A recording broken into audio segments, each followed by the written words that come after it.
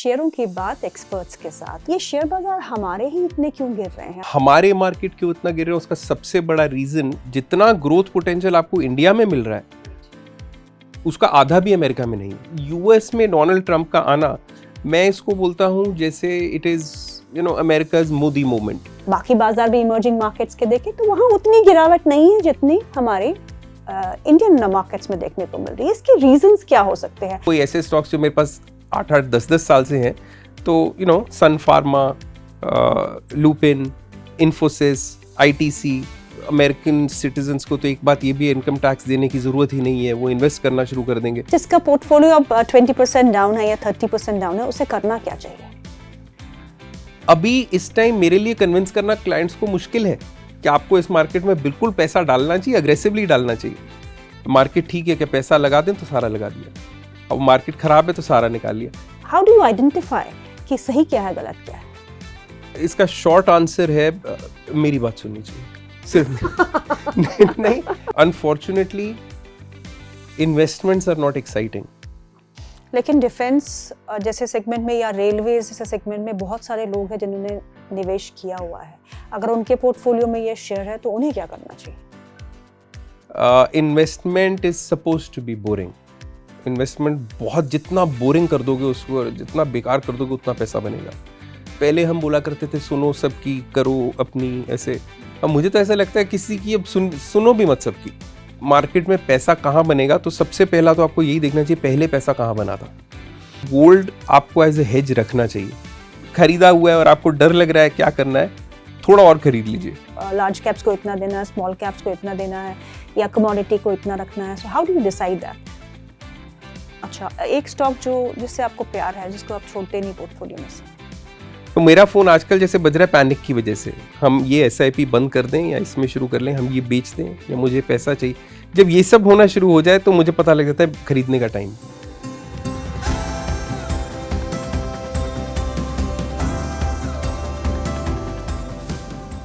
Hello and welcome. आज से हम एक नई पॉडकास्ट सीरीज शुरू कर रहे हैं, शेयरों की बात एक्सपर्ट्स के साथ। और ये जो होगा पॉडकास्ट, ये होगा एक गाइड टू इन्वेस्टिंग।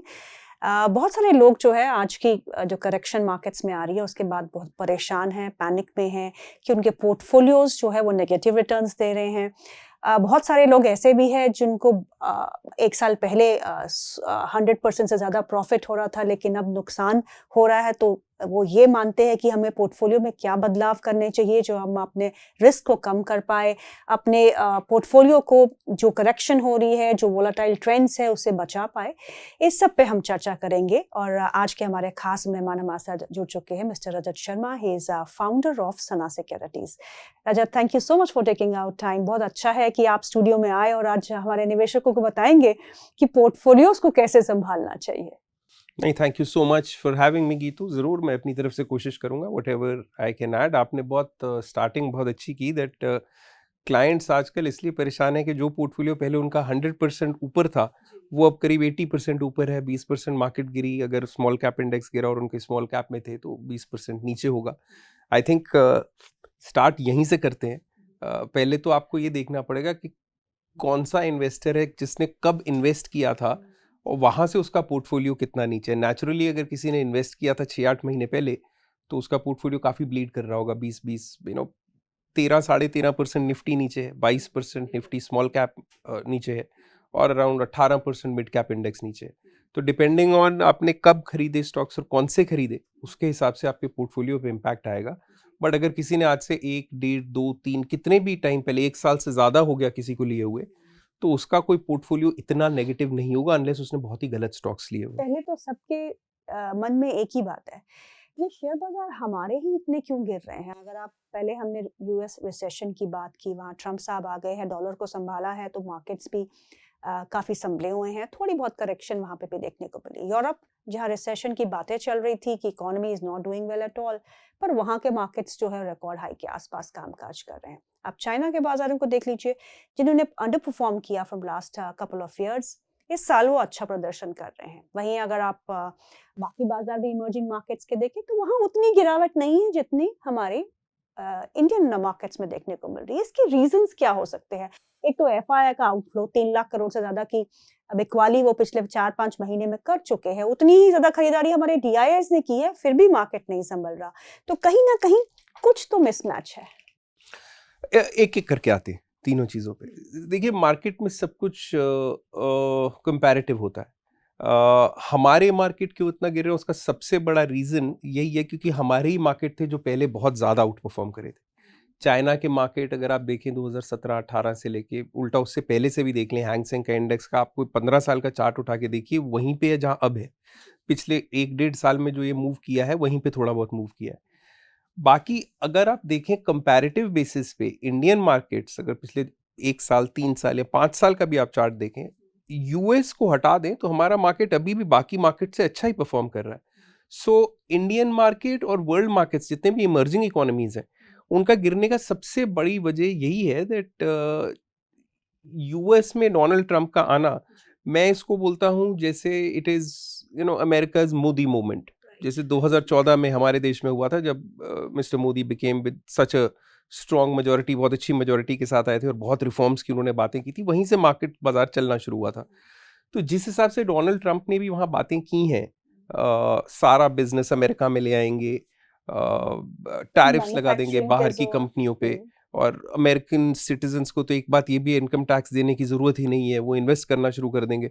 उस वजह से सेंटिमेंट इतना पॉजिटिव हुआ यूएस में कि बाकी जितने बाज़ारों में बाहर के लोगों का एफआईएस का पैसा लगा हुआ था, खासकर अमेरिकन एफआईएस का, और वैसे भी काफ़ी कुछ तो डॉलर डिनोमिनेटेड होता है, तो बाहर के देशों का भी जो पैसा लगा था वो सारा पैसा डोमेस्टिक अमेरिकन पैसा, और जो दूसरे देशों का पैसा था वो बहुत स्पीड पे अमेरिका की तरफ गया है, और इसीलिए उनके बाजार बहुत ज़्यादा आउट परफॉर्म करे। अब अगर आप वैल्यूएशन की बात करें, इंडियन मार्केट्स अपने पीक पे अराउंड सितंबर 2024, आज से कोई 5 महीने पहले 24.5 के आसपास मल्टीपल पे ट्रेड कर रहे थे, और ये मैं ट्रेलिंग मल्टीपल की बात कर रहा हूँ, फॉरवर्ड लुकिंग नहीं। और आज ये 20 के मल्टीपल के आसपास ट्रेड कर रहे हैं, तो करीब करीब मार्केट हमारी 20% सस्ती हुई है। और ये मैं निफ्टी की बात कर रहा हूँ जिसके अंदर प्राइस करेक्शन सिर्फ 13-13.5% आया है। तो स्टॉक्स की प्राइसेस 13-13.5% गिरी हैं, बट अर्निंग्स काफी इंप्रूव हुई हैं, 13.5% अर्निंग्स भी इंप्रूव हुई हैं। एग्जैक्ट 13.5% ही क्वार्टर 3 की अर्निंग्स इंप्रूव हुई हैं। वहीं आप अगर अमेरिकन बाजार को देखें, S&P 500 जो 18-19 के मल्टीपल पे ट्रेड करती थी, आज वो 30 के मल्टीपल पे ट्रेड कर रही है। तो पैसा बहुत स्पीड पे वहां गया है, बट वहां एक फ्रेंजी क्रिएट हो गया है। तो आई थिंक अगर आप आज मुझसे पूछें between American markets and Indian market, जितना ग्रोथ पोटेंशियल आपको इंडिया में मिल रहा है उसका आधा भी अमेरिका में नहीं है। बट ये एक फ्रेंजी है, और वो हर जगह होती है। जब कहीं पे कोई एक फ्रेंजी का कोई पता नहीं होता कि कहाँ तक, वो एक बहुत पुरानी एक सेइंग है कि वो तेजी की छत नहीं होती, मंदी के पाँव नहीं होते। तेजी में मार्केट कहाँ तक जाए और मंदी में कहाँ तक गिरता जाए, उसका कई बार ऐसा होता है कि वैल्यूएशन से कोई बहुत ज़्यादा इम्पैक्ट नहीं होता। आप सिर्फ ये कर सकते हैं, अगर अच्छा वैल्यूएशन है 10-12 साल की एवरेज के नीचे है तो खरीदना चाहिए, उसके ऊपर है। मैं तो ये सोच के बड़ा कंफ्यूज होता हूँ, मुझे हंसी भी आती है कि वही लोग जो 24-24.5 के मल्टीपल पे 5 महीने पहले बहुत अग्रेसिवली खरीद रहे थे माल, वही लोग आजकल फोन करते हैं और पूछते हैं हमको बेच देना चाहिए कि मार्केट गिरती जाएगी, कहाँ तक सबसे गिरती बड़ा जाएगी। सवाल यही है रजत, और क्योंकि ये पैनिक यही बहुत फियर है। है, यही फियर है पैनिक बहुत है। इसका। अच्छा ये बताइए, जिसका पोर्टफोलियो अब 20% डाउन है या 30% डाउन है, उसे करना क्या चाहिए? अगर उसका पोर्टफोलियो 20% 25% डाउन है तो चांसेस आर उसने इन्वेस्ट बिल्कुल मार्केट के पीक पे किया होगा, मतलब सितंबर अक्टूबर लास्ट ईयर में उसने किया होगा। तो अभी तो उसकी खरीद को 1 साल भी नहीं हुआ, मतलब लॉन्ग टर्म कैपिटल गेन अगर होता भी तो भी उसका 12.5% उसको एडवांटेज। आप अगर इक्विटीज में इन्वेस्ट कर रहे हैं तो इतना तो पकड़ के चलिए कि 3-4 साल में। मैं आपको उसको एक और तरीके से बताता हूँ। मैं अभी किसी क्लाइंट को समझा रहा था, जब भी कभी आप SIP शुरू करते हैं, कोई भी आपका एडवाइजर हो, अगर आपके लिए SIP शुरू कर रहा है, या आप खुद भी कर रहे हैं डायरेक्ट प्लान में या रेगुलर में, कहीं पे भी, आप ये मान के चलिए कि किसी भी मार्केट में आप स्टार्ट करें, अगले 3 साल में एक ना एक बार आपका पोर्टफोलियो का जो अक्यूमुलेटेड जुड़ा हुआ पैसा है वो नेगेटिव जरूर होगा। और उसका रीजन है, आप मान लीजिए 1 लाख रुपया हर महीने SIP में डाल रहे हैं और आप 24 महीने डालते रहे और हर साल मार्केट 12% बढ़ी, 1% एवरी मंथ, तो जब तक आपने 24 महीने पैसा डाला वो 24 लाख रुपया आपका इन्वेस्टमेंट अमाउंट हो गया। हर महीने 1 लाख, 24 महीने डाला। अब मार्केट बढ़ती जा रही है और मान लीजिए 24वें महीने में मार्केट सिर्फ 5% गिरी, 24 महीने में 24% चढ़ने के बाद सिर्फ 5% गिरी, आपको पता है आपका प्रिंसिपल जो है और जो करंट मार्केट वैल्यू होगी वो उससे कम होगी, मतलब आपका जो टोटल पोर्टफोलियो वैल्यू होगी वो लॉस में होगी। उसका रीजन यही है कि आपने जब डाला तो आप धीरे धीरे डाल रहे थे, जब 5% गिरा तो पूरा 24 लाख का कॉर्पस 5% गिरा। सो इक्विटी एज एन इंस्ट्रूमेंट, इसमें जब आप आ रहे हैं तो आप ये मान के चलिए ये 5 7 8 साल का गेम है, इसमें सर्कल्स आएंगे, साइकिल्स चलेंगे। अगर मैं आपको ग्राफिकली समझाऊं तो इट्स लाइक एक सर्कल, उसके ऊपर एक और सर्कल और एक और सर्कल, ऐसे आप प्लेस करते जाइए तो हर मार्केट का सर्कल होता है, हर सर्कल के बाद आप अगले सर्कल में जाते हैं और ये एक साइकिल है पूरी, बट लॉन्ग चलती टर्म में जाती है। ऊपर ही जाते हैं। लॉन्ग टर्म में आप ऊपर ही आते हैं। आप मेरे को बताइए आज से 10 साल 12 साल 15 साल पहले किसने क्या खरीदा था जो आज वो लॉस में है? कोई भी नहीं होगा। बट ये आप 6 महीने खरीदेंगे पहले और उसके बाद देखेंगे 20% गिर गया।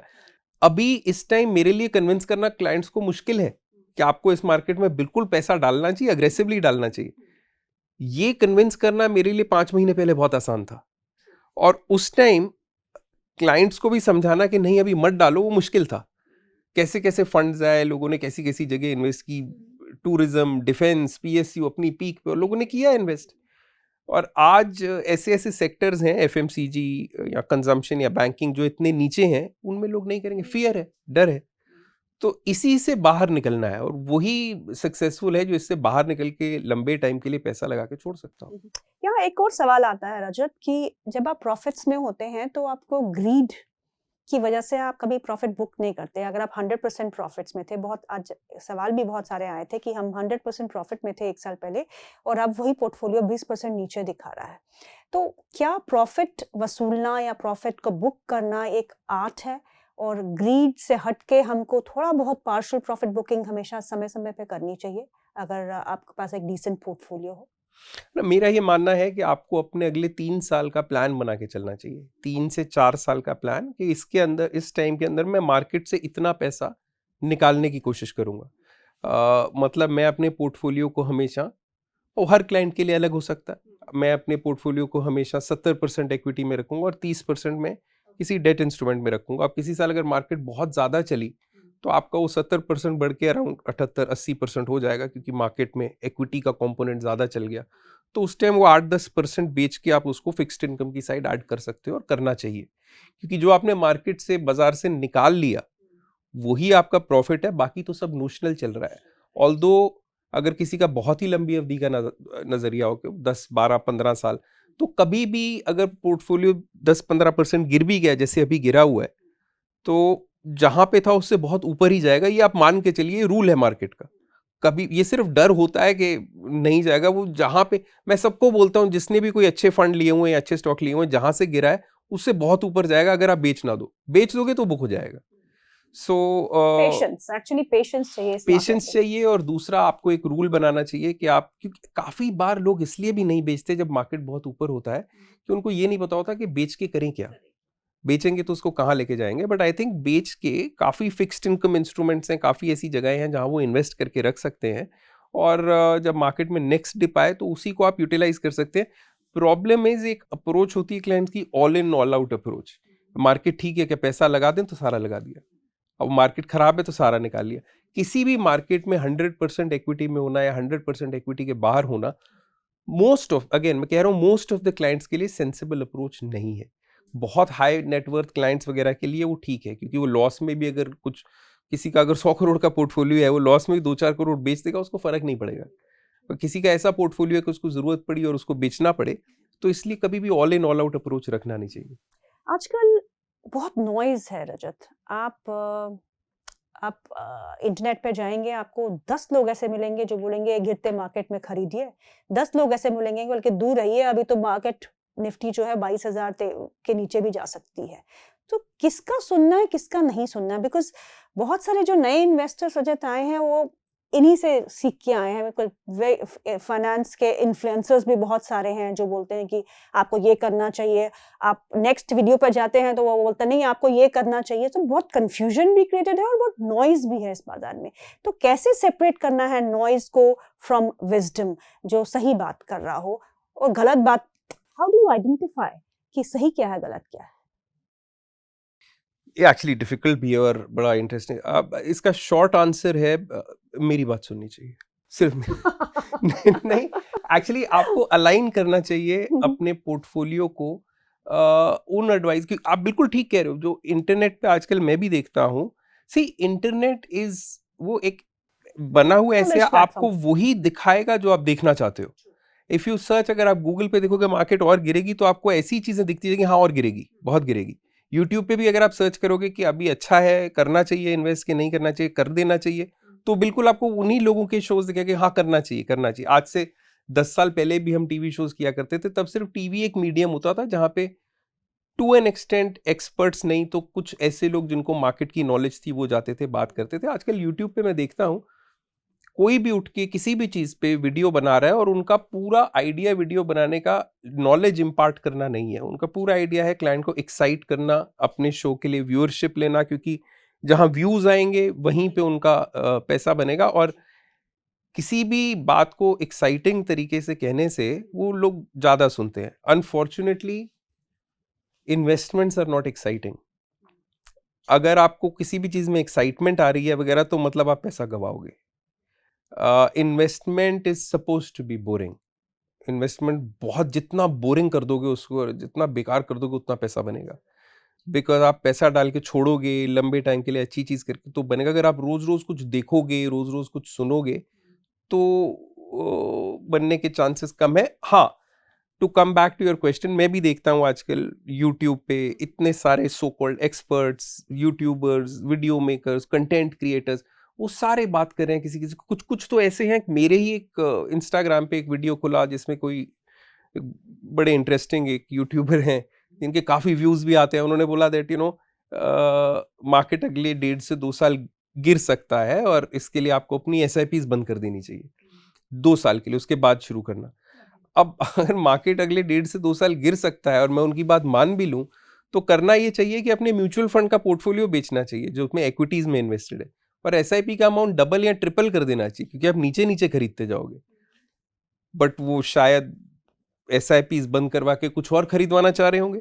सो इसके अंदर कुछ चीजें तो इतनी बेसिक हैं कि ज्यादा सोचने की जरूरत नहीं है। सो आई थिंक इसका शॉर्ट आंसर ये है, आप अपने गोल्स को अलाइन करिए उन एडवाइजर्स के साथ या उन कंटेंट क्रिएटर्स के साथ। कोई बुराई नहीं है देखने में, या कुछ ऐसी चीजें देखिए जो, अगर आप लॉन्ग टर्म इन्वेस्टर हैं तो वो लॉन्ग टर्म इन्वेस्टमेंट की बात करते हैं। अगर आप ट्रेडर हैं या डे ट्रेडर हैं या शॉर्ट टर्म ट्रेडर हैं, जो कि मैं बिल्कुल ना समझता हूं ना इनकरेज करता हूं, तो आप सिर्फ उन्हीं लोगों को देखिए जो उसी की बात करते हैं, और आपको 3 दिन बाद बोल दें कि लॉस हो गया बुक कर लो या प्रॉफिट हो गया बुक कर लो।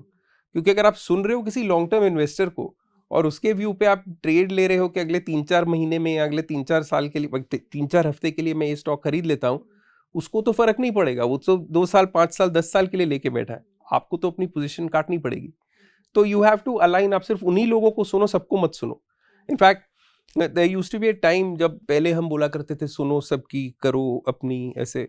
अब मुझे तो ऐसा लगता है किसी की अब सुनो भी मत सबकी, क्योंकि जितने लोगों की सुनोगे उतने कंफ्यूज होते जाओगे। सो ये एक जो नॉइज वाला है, इस पे आई थिंक पीछे सेबी ने भी काफी कोशिश की थी टू रेगुलेट। और मैं अपने पर्सनल एक्सपीरियंस से बता दूं, उसका हमें बड़ा नुकसान भी हुआ था, क्योंकि हम रजिस्टर्ड इन्वेस्टमेंट एडवाइजर्स हैं, तो हमें सारी कंप्लायंसेस पूरी करनी पड़ रही थी, सब कुछ सेबी को भी, और बेजल उनका जो कंप्लायंस डिपार्टमेंट, उनको लिखना पड़ता था। और यहाँ पे बहुत मैं देखता हूँ यूट्यूब पे बिल्कुल अनस्क्रूपलस अब बहुत है, बहुत है। तो ये तो फिर जो देख रहे हैं, फंडामेंटल कम है, टेक्निकल बहुत है। आई मीन अगर टेक्निकल से ही पैसा कमाना होता तो why should somebody get into technical से आप बहुत पैसा कमा सकते हो अगर आप टेक्निकल सिखाना शुरू कर दो। Teaching technical analysis is the only way to make money. अब बस वही पैसा बना सकता है। टीचिंग में बहुत पैसा है, टेक्निकल से पैसा नहीं बन सकता। टेक्निकल से ये ऐसा मुझे लगता है। मेरे को इस बारे में काफी इंटरनेट पे काफी मेरे को ट्विटर वगैरह पे इस बारे में काफी भला बुरा लोग कहते हैं, but I think technical analysis में पैसा बनाने का सबसे आसान तरीका है कि सीख के आप सिखाना शुरू कर दो।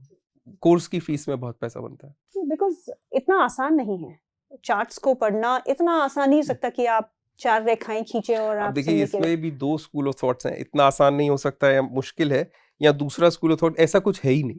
सो अब मेरा तो ये मानना है इसमें मैं, but I am sure it's a science. बड़ी यूनिवर्सिटीज में पढ़ाई जाती है, must be a science, but does not work for most. ज्यादा लोगों के लिए वो काम नहीं करती, एंड दैट्स व्हाई अब तो सेबी डिस्क्लेमर देता है 90% लोगों का नुकसान होता है, 9 out of 10 traders lose money in the market.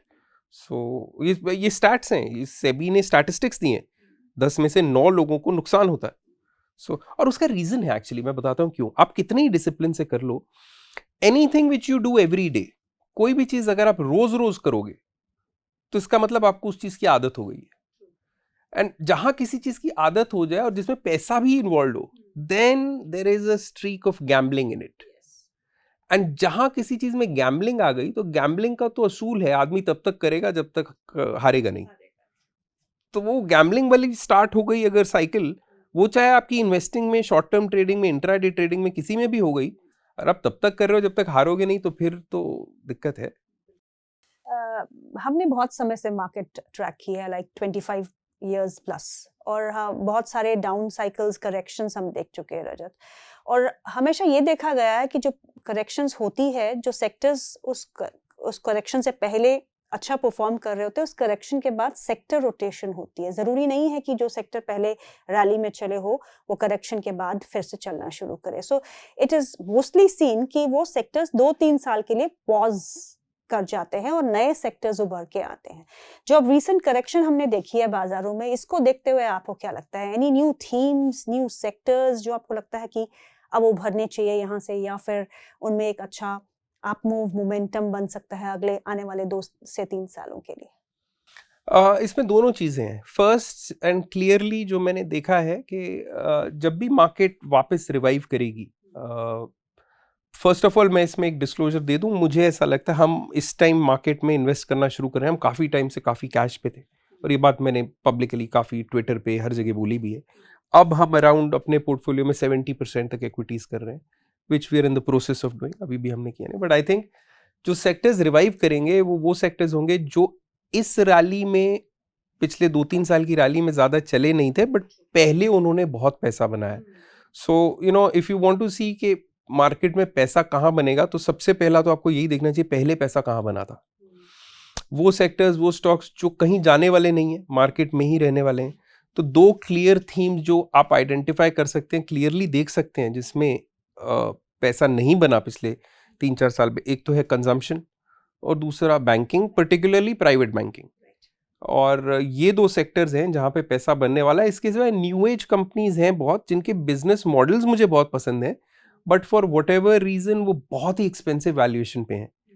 You know, for that matter solar में काफ़ी कंपनीज हैं, फूड डिलीवरी में जैसे आपका जोमेटो है, जो कि अब इटर्नल, उसमें तीनों चारों ही जो बिजनेस हैं, ब्लिंकिट हो या जोमेटो, ये सारे अच्छे हैं। बट ये ऐसे ऐसे वैल्यूएशंस पे हैं, जो प्राइस आप इनके लिए आज पे कर रहे हैं, आपको अगले 40-50 साल तक अपना पैसा उस प्राइस पे, उस मल्टीपल पे वापस नहीं मिलेगा। Business is very good, valuation is very bad. So सारे अच्छे बिजनेस अच्छा वैल्यू प्रोवाइड करें। रीसेंट करेक्शंस देखे रजत, हमने जो करेक्शन देख रहे हैं हम अभी, तो सबसे ज्यादा जो वैल्यूएशन फेयर लगता है आपको, किस सेगमेंट में, किस सेक्टर में लगता है? फेयर तो मुझे काफी सेगमेंट्स में लगता है। फेयर तो मुझे ऑटोमोबाइल में भी लगता है, बट ऑटोज के स्टॉक्स हम अभी खरीद नहीं रहे, बिकॉज मुझे अंडरवैल्यूड सेक्टर्स बहुत दिखते हैं। अगेन एज आई सेड, मेरे को फेयर से नीचे प्राइवेट बैंकिंग और consumption, and particularly FMCG consumption, जिसपे मैं कई बार बात कर चुका। You know, the likes of Asian paints, जो कभी आज से 4-5 साल पहले 100 के मल्टीपल पे शेयर ट्रेड करता था। वो एशियन पेंट्स वेल्थ क्रिएटर रहा बहुत लंबे टाइम तक, 100-110 के प्राइस अर्निंग मल्टीपल पे ट्रेड करता था, अब 48 पे ट्रेड कर रहा है। वजह वही जो classical, you know, Benjamin Graham की अगर आपने किताबें पढ़ी हो, classical, that facing problems from external market environment, competition बहुत ज़्यादा आ गया, तो इसलिए स्ट्रगल कर रहा है। और आज इतने कंपटीशन के बाद सबने मार्केट शेयर में ईट करने की कोशिश की। बिरला, ओपस ने तो खैर खासकर बहुत पैसा खर्चना शुरू किया, JSW, पिडिलाइट, बाकी इंडिगो, एक्सो नोबेल, बर्जर, ये सब तो थे ही पहले। लेकिन आज भी एशियन पेंट्स, जिसका मार्केट शेयर 59% था, आज भी पेंट्स मार्केट में 50% मार्केट शेयर इनका है। तो ये स्टोरी हम पहले भी देख चुके हैं। ये और 1-2 साल बाकी कंपनियों को कैश बर्न करने देंगे, उसके बाद अपने डिस्ट्रीब्यूशन नेटवर्क में उनकी मार्जिन्स बढ़ा देंगे कि हमारे पेंट आप ज़्यादा बेचो, and they will fend of the competition. जैसा पहले कोलगेट ने पेप्सोडेंट के साथ किया था। जब पेप्सोडेंट आया था तो लगा था कोलगेट के मार्केट शेयर पे बहुत। सो मार्केट वही घूम घूम के वही स्टोरीज बनाता रहता है। आपको सिर्फ वो पैटर्न देखना है, कब ठीक टाइम है, कब नहीं है, उसको पैटर्न को रिकॉग्नाइज करने का। सो कंजम्पशन में हिंदुस्तान यूनिलीवर, आईटीसी, अभी होटल मर्जर के बाद अभी जो आजकल 408 409 पे शेयर है, ये बहुत इंटरेस्टिंग शेयर है। प्राइवेट बैंकिंग में अगर आप देखें, HDFC बैंक, जिसने HDFC मर्जर के बाद काफ़ी टाइम से कुछ नहीं किया, it's the largest bank of India. ऐसा नहीं हो सकता है कि शेयर चले ना। अभी भी इसका इस क्वार्टर में अर्निंग्स 4% इंप्रूव हुआ, और उसका रीज़न है कि क्यों कुछ नहीं किया। जब HDFC उसमें मर्ज हुआ तो HDFC के जो एडवांसेस थे, जो लोन्स दिए हुए थे जिन्होंने हाउसिंग फाइनेंस के लिए, वो बहुत ज़्यादा थे, डिपॉजिट्स कम आए। सो देयर वाज डिपॉजिट सारे बैंक के थे, और उनको अब उसको रेशियो को ठीक करने में थोड़ा टाइम लग रहा है। और प्राइवेट बैंकिंग वैसे भी पिछले 3-4 साल से नहीं चला। उसका एक रीज़न ये हो सकता है कि जब डेट म्यूचुअल फंड्स आए थे तो उनको एक बहुत फेवरेबल टैक्स एडवांटेज मिला था, तो सारे लोग के ये FD के रिप्लेसमेंट हैं, डेट म्यूचुअल फंड की तरफ भागे थे। 2 साल पहले, पिछले साल, इस बजट में नहीं, पिछले बजट में फाइनेंस मिनिस्टर ने वो debt mutual fund is now taxed at your slab rate. तो इससे अब आप देख रहे हैं FDs में पैसा आना वापस शुरू हो रहा है, और बैंक्स में भी काफ़ी होड़ लगी हुई है डिपॉजिट्स को अपने बढ़ाने की। अब मुझे लगता है अगले 2 से 3 साल में बैंकिंग स्टॉक्स पर्टिकुलरली वैसे ही इतनी अंडरवैल्यूड है। HDFC बैंक का स्टॉक 28-29 के मल्टीपल पे ट्रेड करता था 3-4 साल पहले, कोटक का तो स्टॉक आज 16-17-18 के मल्टीपल पे ट्रेड कर रहा है। तो private sector, banking is the other sector, consumption is one sector. See again, auto में मैं हूं, बट मेरे को ऐसा लगता है ऑटो में कभी डिसरप्शन चल रहा है इलेक्ट्रिक व्हीकल्स की वजह से। सो अभी कुछ समझ नहीं आ रहा, पढ़ पाना बहुत मुश्किल है। बाकी लार्ज कैप ऑटो को आप ऐसे तो टाटा मोटर करीब 6-6.5 के उल्टा 5 के 5.5 के प्राइस अर्निंग मल्टीपल पे ट्रेड कर रहा है। From 1000 now it is sub 700. No, I'm talking about the earnings multiple. हाँ, मैं प्राइस की भी बात कर रही हूँ। 1100 रुपए से गिर के अब आजकल पता नहीं, आज 650-700 हाँ कुछ ऐसे है। सो इंटरेस्टिंग शेयर्स हैं, बट जहां से क्लियरली दूर रहना चाहिए, क्योंकि मार्केट में सबसे जरूरी यही पता करना होता है क्या नहीं लेना, कहाँ नहीं जाना। PSUs आज भी इतनी करेक्शन के बाद मुझे लगता है थोड़े ओवरवैल्यूड है for most part. Defence, a lot of these new age companies जिनकी मैं बात कर रहा हूँ, जो बहुत सारे भी IPOs आए, इन सब में बहुत फ्रॉथ है, इन सब से थोड़ा दूर रहना चाहिए। लेकिन डिफेंस जैसे सेगमेंट में या रेलवे जैसे सेगमेंट में बहुत सारे लोग हैं जिन्होंने निवेश किया हुआ है, अगर उनके पोर्टफोलियो में ये शेयर है तो उन्हें क्या करना चाहिए? सी अब अगर किसी ने लिया हुआ है तो आई थिंक अगर उन्होंने अच्छे शेयर लिए हुए हैं तो अगेन सेम, मेरा कोई इसमें डाउट नहीं है। मैंने जहां से बात शुरू की थी वहीं सर्कल्स, आप नीचे जाएंगे, आप ऊपर, यू हैव टू वेट। अगर आप लॉन्ग टर्म इन्वेस्टर हैं तो आप वेट करके उसको रखिए। वन साइड ऑफ मी, मैं एक तरफ से आपको शायद ये कहना चाहूँ कि आप अगर आज इनको बेच के बैंकिंग कंजम्पशन में शिफ्ट हो जाए तो आपका पैसा ज्यादा जल्दी बनेगा। But who am I to say that? आपको अगर करना है तो आप आधा पैसा उसमें रखो, आधा इसमें रखो। मैं वैसे भी डाइवर्सिफिकेशन में बिलीव करता हूँ। स्टॉक्स चाहे आपके पास कम हो, 15-18 स्टॉक्स हो, बट सेक्टोरली आपको डाइवर्सिफाई करके चलना चाहिए। बट ये मेरा कोई बहुत फेवरेट सेक्टर नहीं है इस टाइम, डिफेंस या PSUs या इन सब में इन्वेस्ट करने के लिए। गोल्ड आपके लिस्ट में कहाँ पे है? गोल्ड में पिछले 2-3 साल से बोल रहा हूँ कि आपको खरीदना चाहिए, और हमने खरीदा हुआ है। मेरे पोर्टफोलियो में अपने में 22% एलोकेशन गोल्ड का है पिछले 3 साल से। तो आपका पोर्टफोलियो और तो मेरे पोर्टफोलियो को गोल्ड से काफी हाँ, मतलब मेरे पोर्टफोलियो को इस मार्केट करेक्शन का बिल्कुल इम्पैक्ट नहीं हुआ, बिकॉज काफी सारा गोल्ड से मेरे को काफी सपोर्ट मिला। और मुझे लगता है हम एक बहुत पैराबोलिक मूव, बहुत ज्यादा अपसाइड यहां से भी मुझे गोल्ड में लगती है। और उसका रीजन है, जिस हिसाब से ये टैरिफ वॉर्स और करेंसी की वॉर्स और वर्ल्ड ओवर चल रही हैं, जब तक ये थमेंगी नहीं तब तक गोल्ड आपको एज ए हेज रखना चाहिए।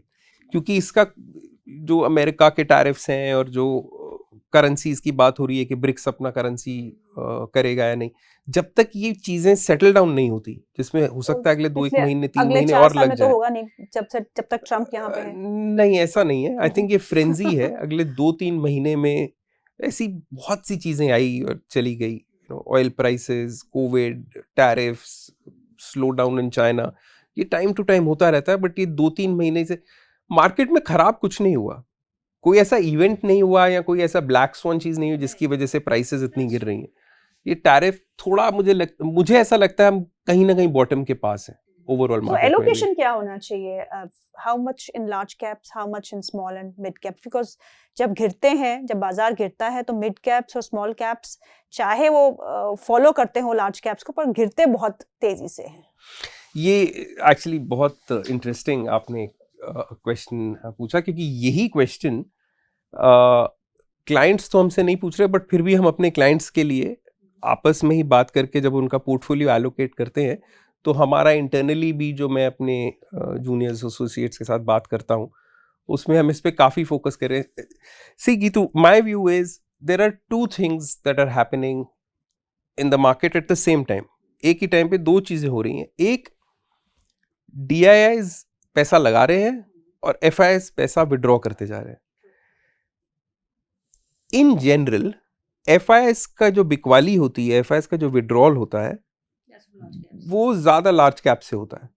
वो इसलिए होता है because FIs to a large extent जब आते हैं, तो वो जब F&O मार्केट में भी पार्टिसिपेट करते हैं, उसके लिए वो कैश मार्केट में परचेज करते हैं स्टॉक्स, या ETFs खरीदते हैं, या इंडेसेस खरीदते हैं, निफ्टी 50 में इन्वेस्ट करेंगे, या निफ्टी के स्टॉक खरीदेंगे, क्योंकि उनका वैसे भी पैसा इतना बड़ा होता है कि वो स्मॉल कैप 500,000 करोड़ की मार्केट कैप वाली कंपनी खरीद नहीं सकते. सो विड्रॉल मार्केट का जो ज़्यादा हो रहा है वो FIs की तरफ से लार्ज कैप स्टॉक्स में से हो रहा है.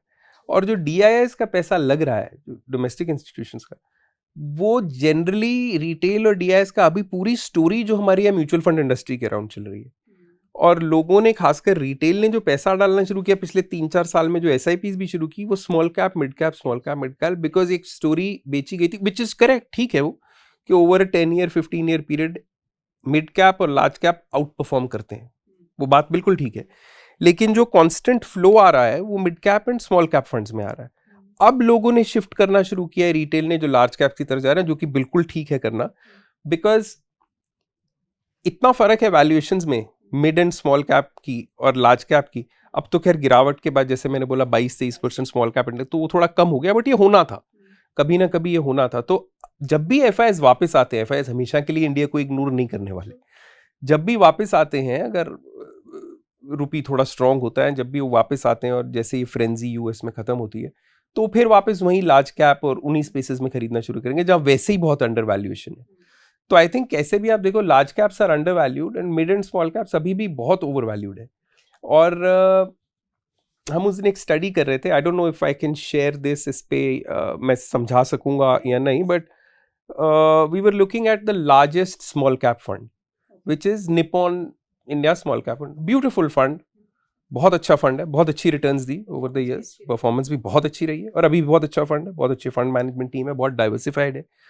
बट उसमें जैसे एक स्टॉक है रेट गेन टेक्नोलॉजीज, जिसमें उनका 0.65% एलोकेशन है. 57,000 करोड़ का AUM है फंड का, 57,000 करोड़. रेट गेन टेक्नोलॉजीज का मार्केट कैपिटलाइजेशन 7,500 करोड़ है. फॉर वट एवर रीजन, मैं ये नहीं कह रहा कि अगर उन्होंने किसी दिन डिसाइड किया कि हम पूरा रेट गेन टेक्नोलॉजीज को अपने पोर्टफोलियो से निकाल देते हैं, क्योंकि अगर ऐसा तय कर लिया तो रेट गेन के स्टॉक में अगले 15 दिन तक लोअर सर्किट लगता है. मतलब 15 दिन तक तो बहुत तेज गिरावट आएगी. But for whatever reason, अगर 4-5% यूनिट होल्डर्स भी निपॉन स्मॉल कैप को बेचने की कोशिश करते हैं, तो वैसे फंड मैनेजर कैन डिसाइड किस स्टॉक में कितना बेचना है. हो सकता है वो इसमें कुछ भी ना बेचें, अपने फ्रंटलाइन इंडिसेस में, फ्रंटलाइन स्टॉक्स में कुछ ज़्यादा बेचें, बट अगर प्रोपोर्शनेट बेसिस पे वो सेलिंग करेंगे, तो ऐसे जो छोटे छोटे शेयर्स हैं जो इन बड़े स्मॉल कैप फंड्स के पोर्टफोलियोज में हैं, उनमें काफ़ी तेज़ गिरावट आ सकती है. और इसीलिए आप देखते हैं जब मार्केट में पैनिक आता है, तो स्मॉल कैप मिड कैप बहुत तेज़ टूटते हैं, और कई बार इतना टूट जाते हैं जितना उनको टूटना भी नहीं चाहिए, बिकॉज अच्छे शेयर हैं, इसीलिए इतने अच्छे, इतनी वेल रिसर्च निपॉन जैसी टीम ने खरीदे. लेकिन अगर पैसा कॉन्टिन्यूसली उस फंड में आता जा रहा है, और फंड मैनेजर को वो इन्वेस्ट करना है, और उसी एलोकेशन के हिसाब से उसी कंपनी में डलता जा रहा है, तो उस कंपनी का मार्केट कैप बढ़ता जाएगा. और जब वो बेचेंगे, अगर रिडेम्पशन आया, तो HDFC में अगर आप कोई 1,000-1,200 करोड़ की सेलिंग कर दो, तो उसको कोई फर्क नहीं पड़ेगा. बट जिसका मार्केट कैप ही 7,500 करोड़ है, उसमें अगर इतनी बिकवाली होगी, तो that's a problem, and that is what I'm seeing. और इसी वजह से we are a little wary of, in fact one of the first things that we look at, सबसे पहले जो देखते हैं कि जो भी हम स्मॉल कैप मिड कैप में पसंद कर रहे हैं, इसमें इंस्टीट्यूशनल होल्डिंग बहुत ज़्यादा तो नहीं है. अच्छा होना चाहिए स्टॉक, और अगर बहुत ज़्यादा इंस्टीट्यूशनल होल्डिंग है, तो अभी ये टाइम ठीक नहीं है उसको खरीदने का एट अ स्टॉक लेवल. इस पर एक्चुअली मेरा हमारा एक और आउटलुक था कि अगर आप फंड रूट से ही जा रहे हैं। अगर आप स्मॉल कैप फंड खरीदना चाहते हैं तो लुक फॉर, आजकल काफ़ी लोग देखते हैं कि एक्सपेंस कहाँ कम है या डायरेक्ट प्लान कौन से, या कोई भी, आप वो सब छोड़ दो। आप ये देखो कि फंड का AUM जिसका कम हो वो small cap fund is better protected. कोई स्मॉल कैप फंड है, किसी छोटे फंड हाउस का, जिसमें मार्केट कैप जिसका AUM अराउंड 2000-3000 करोड़ है, वो मैनेज ज्यादा आराम से कर लेगा। उन पे अगर रिडेम्पशन प्रेशर आया, 50-60 करोड़ का बेचना होगा उनको, तो वो बेच लेंगे। And then keep in mind, SEBI classifies a small cap fund as a fund जिसमें 65% स्मॉल कैप्स में खरीदा हुआ। स्मॉल कैप क्लासिफाई होते हैं 250, टॉप के 250 स्टॉक मार्केट कैप से छोड़ दो, 250 के आगे के जो स्टॉक्स हैं 500 तक के, वो हैं स्मॉल कैप्स। लेकिन उनमें सिर्फ 65% रखना है स्मॉल कैप फंड को, बाकी 35% वो फिर भी लार्ज कैप खरीद सकते हैं। तो अगर आप अपना पोर्टफोलियो बना रहे हो जिसमें आपने सिर्फ स्मॉल एंड मिड कैप लिया हुआ है, नेचुरली वो स्मॉल कैप फंड से ज्यादा अंडर परफॉर्म करेगा। क्योंकि अगर स्मॉल कैप फंड को बेचना है तो सबसे पहले निपॉन स्मॉल कैप की अभी हम बात कर रहे थे, आई थिंक उनकी largest holding small cap fund में जो लार्जेस्ट परसेंटेज होल्डिंग है HDFC बैंक। तो अगर उनको रिडेम्पशन प्रेशर आता है और कुछ बेचना, आई थिंक, और it's one of the larger bank, I think HDFC bank, but one of the larger banks, because 35% तक वो खरीद सकते हैं। तो उनको कुछ रिडीम करना है, प्रेशर आया, तो वो बड़े स्टॉक्स को बेच के रिडेम्पशन दे सकते हैं। So that is what I am saying. I think to answer your question, overall the market caps are so, the valuations are so skewed कि clear advantage है large caps को। आप मल्टी बैगर वगैरह छोड़िए, but ये काफी सारे consumption और बैंकिंग के स्टॉक 5 साल में 5 बैगर हो जाएंगे। ये FIs की वापसी कब होगी रजत? ये मैं भी पता करने की कोशिश कर रहा हूँ। सभी पता करने की कोशिश कर रहे हैं। मैं आपको इसमें एक चीज बता देता हूँ कि ऐसा नहीं है कि होगी नहीं।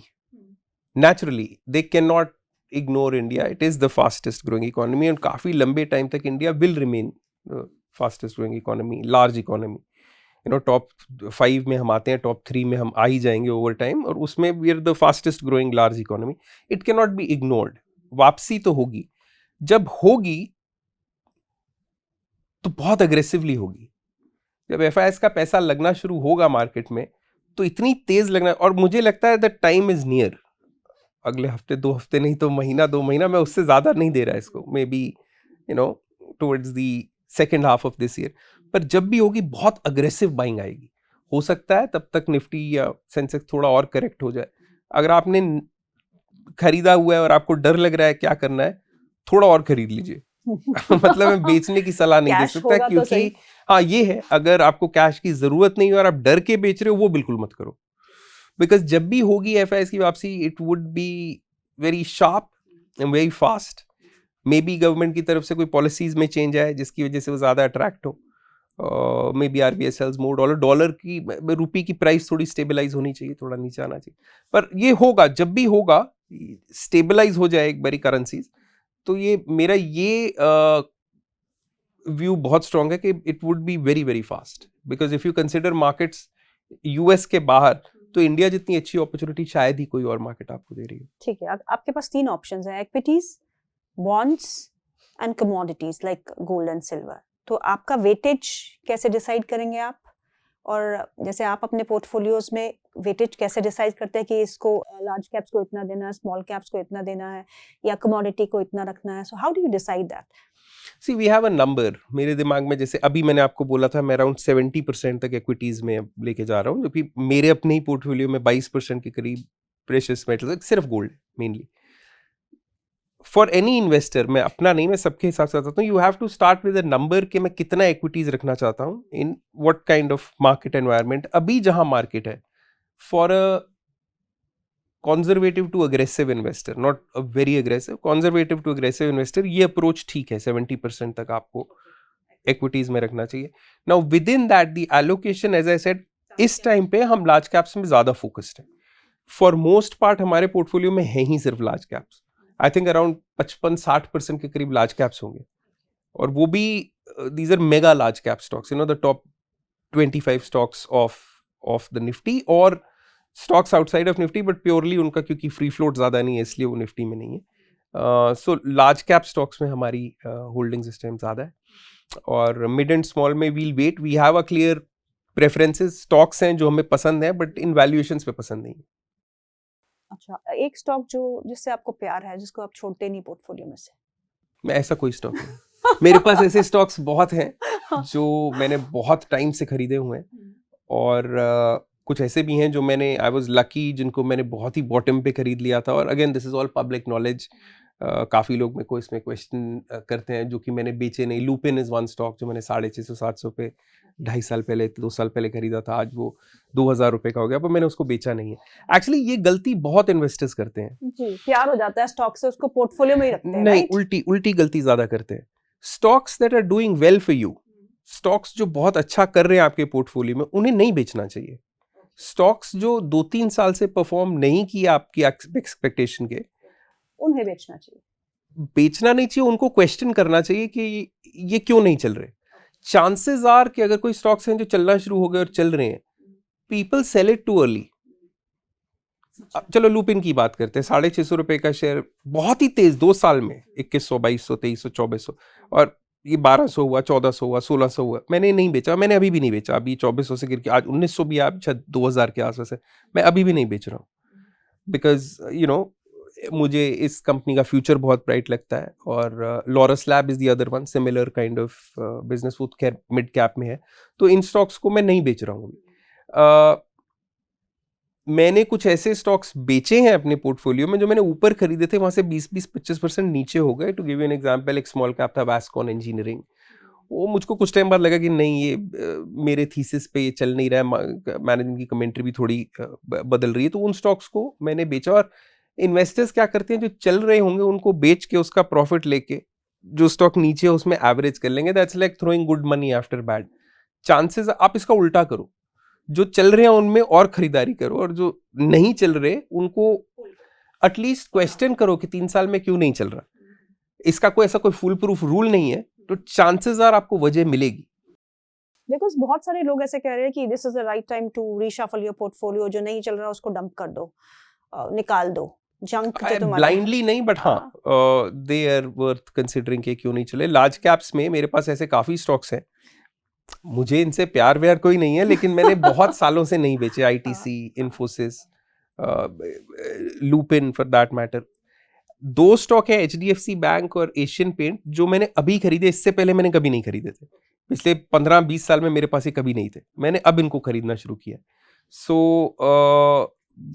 अगर मैं देखूं कोई ऐसे स्टॉक्स जो मेरे पास 8-8, 10-10 साल से हैं, तो Sun pharma, lupin, Infosys, ITC, ये सारे स्टॉक्स हैं जो मेरे पास बहुत टाइम से हैं। इनकी परफॉर्मेंस जब तक आ रही है, so long as Infosys is growing its sales 15 से 16% ईयर ऑन ईयर ग्रो कर रही है, कभी 20% करती है, कभी बीच में खराब नंबर आते हैं तो 2-4% भी करती है। बट रोलिंग बेसिस पे आप 10 साल की देख लें, 20 साल की रोलिंग देख लें, 25 साल की देख लें, 15 से 16% पे सेल्स ग्रो कर रही है। जब तक वो हो रहा है तो मैं क्यों बेचूंगा उसको, जहां मैंने खरीदे हुए हैं।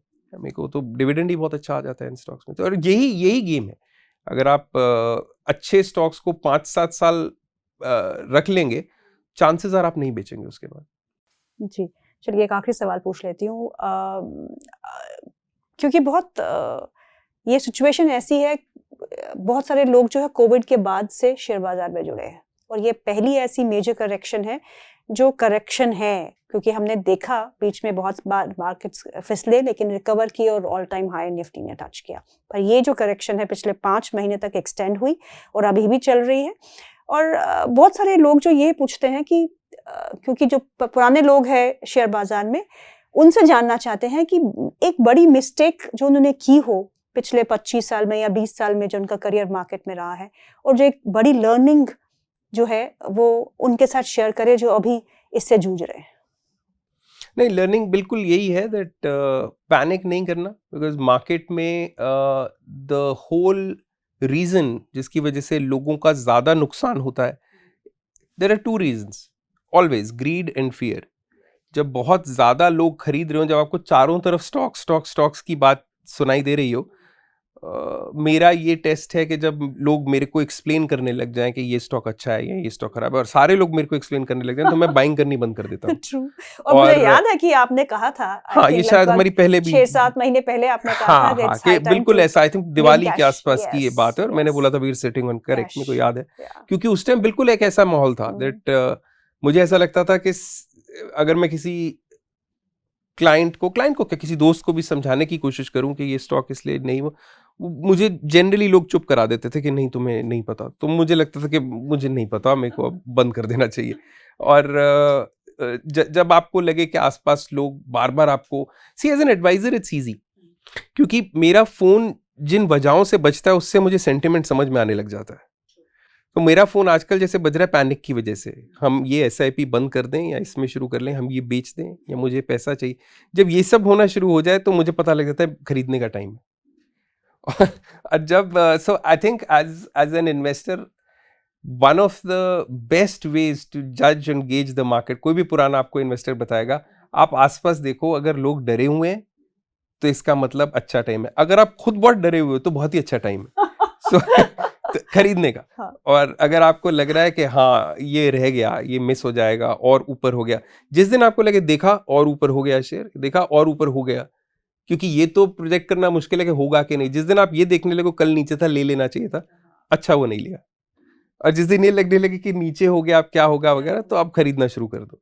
ये थोड़ा टाइम के साथ ही आता है। उल्टा जो लोग कोविड के बाद शुरू हुए वगैरह उन्होंने तो देखा नहीं फॉल, ये तो खैर कोई बहुत ज्यादा फॉल नहीं है, 2008-9 वाला फॉल भी देखा था, वो तो खैर, तो फॉल ये साइकिल्स हैं, ये आती रहेंगी। जो 2021 के बाद कोविड के बाद है उनके लिए वेलकम, और वेलकम टू द गैंग। लगे रहो और बेचो मत बस। People spend very little time trying to understand their actual resources, और अपनी इनकम को डाइवर्सिफाई कैसे करना है, और कितना इन्वेस्ट करना है, कितना अपने पास रखना है, इन बेसिक रूल्स पे लोग कम फोकस करते हैं। मैंने देखा लोग जितना पैसा है उसको लेके ये सोचते हैं इसको कहाँ इन्वेस्ट कर दूं, उसको सारे को इन्वेस्ट नहीं करना, क्योंकि आपको मैक्सिमम रिटर्न नहीं बनाना, आपको मैक्सिमम से थोड़ा कम बनाना है। ये आउटलुक अगर आप रखें, इन्वेस्ट करते दिन ये देखें कि आपने 100 रुपया लिखा, उसको 20% कम कर लो, अगर ये 80 रह गया तो ठीक है, कोई प्रॉब्लम तो नहीं है। अगर आपका आंसर है यस तो आप इन्वेस्ट करो, अगर आपका आंसर है नो बिल्कुल इन्वेस्ट मत करो। 2 हफ्ते में मार्केट 20% गिर सकती है, कभी भी, कितनी ही गिरी हुई मार्केट भी गिर सकती है, you know, even the most, जैसा मैंने कहा मंदी के पाँव नहीं होते, कहाँ तक गिर सकती है किसी को नहीं पता, बट हाँ लंबे टाइम के लिए अच्छी वैल्यूएशन देख के अच्छे शेयर्स इन्वेस्ट करोगे तो ये बहुत इंटरेस्टिंग जगह है। मैं आपको एक चीज बता देता हूँ, जिन्होंने 2021-22 के बाद इन्वेस्ट करना शुरू किया और जो 1 साल बाद भी आज से मार्केट में होंगे, वो 15-20 साल और रहेंगे, क्योंकि जिन्होंने ये देख लिया तो फिर आदत हो गई उनको, जिसको छटना होगा वो छट जाए। हाँ ये होगा। रजत, बहुत बहुत शुक्रिया आज हमारे प्रोग्राम में शामिल होने के लिए। Thank you Geetu, so nice to have you here. बहुत अच्छे से आपने समझाया कि अभी जब मार्केट इतने वॉलेटाइल है और करेक्टिव फेज में है तो हमें क्या करना चाहिए। Thank you so much. Thank you.